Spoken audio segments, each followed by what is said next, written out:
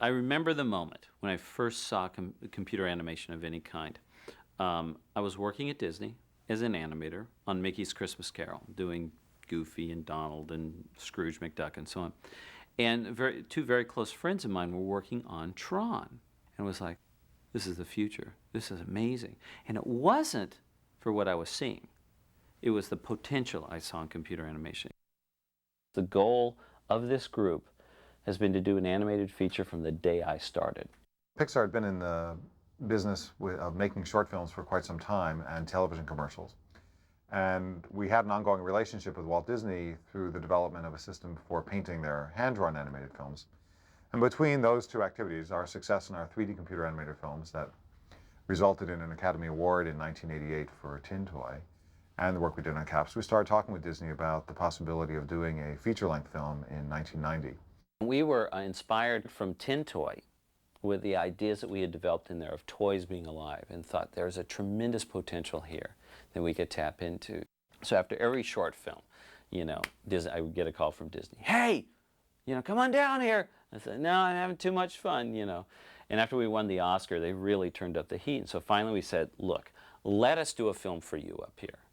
And so we pitched them the idea for Toy Story, and they loved it. We began here at Disney Animation using technology back in Walt's day. Walt invented tons of technology, the multi-plane camera, the Xerox technique to replace ink and paint. Those were all things that were major technological breakthroughs.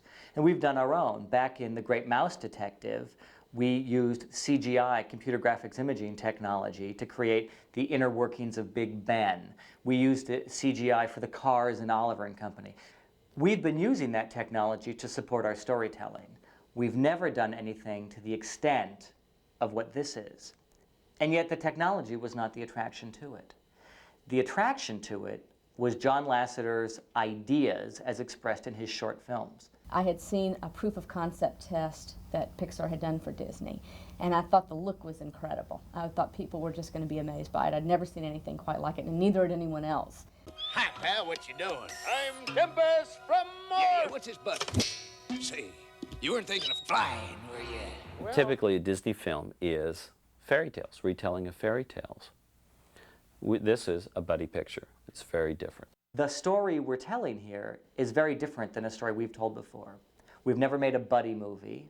We've never made a movie set with this level of contemporary human-type characters. We haven't done it this way before. So what we're doing with John is something we've never had the license to do before. What makes this follow the grand tradition of Disney animated films is that this film is driven by characters and story first. And even though it is the first ever computer animated film, the technique that we're using is secondary to the story that we want to tell. That's what we have. We have a good story combined with something visually that's going to stun people. To infinity and beyond! What's interesting is when we're working on a movie like Toy Story, it takes 4 years to make. We really work hard on the story and the characters to try to tell as entertaining of a film as possible. One thing that I was not expecting, though, is when the film was released, those characters didn't belong to us anymore. They really belonged to the world.